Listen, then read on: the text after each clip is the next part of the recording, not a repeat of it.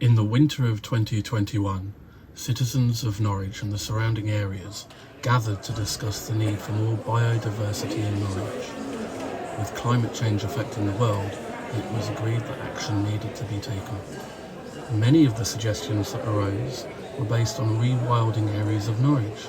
The participants looked at how we can adapt what we already have to create a greener city.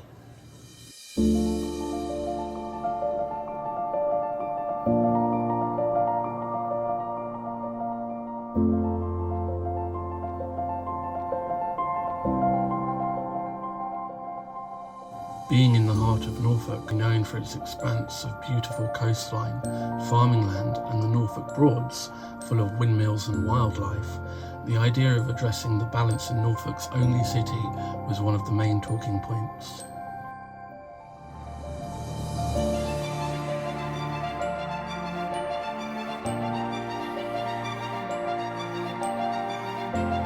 With the doomsday clock ticking and urban areas taking over green spaces, the suggestion to introduce more green spaces with wildflowers, hedges and trees was popular.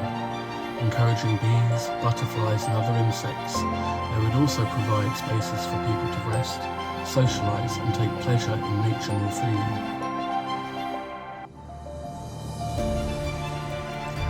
Using window boxes to grow our own vegetables, flowers and herbs was also a popular idea, and by reducing the amount of light we use at night, we could encourage nocturnal wildlife back to the city and reduce carbon emissions.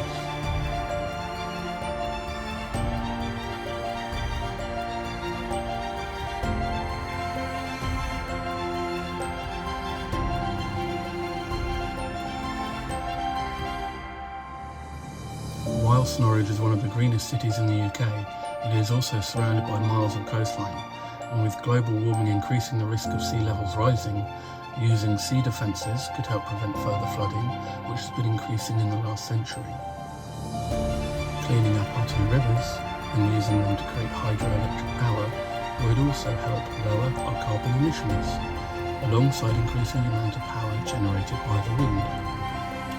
Looking after and helping to feed the birds, bats and small animals would also encourage a more biodiverse environment, and by increasing the amount of litter and recycling bins, we could cut down on litter and use them for signage to promote greener living.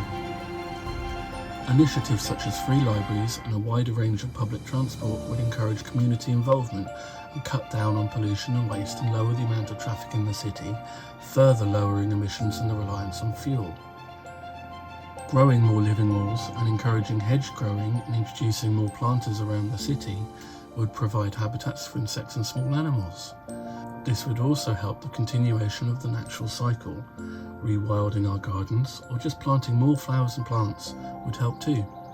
Growing our own food and contributing to communal gardens would lower food waste and could bring communities together, providing educational opportunities for the next generation. But the conversation is not over.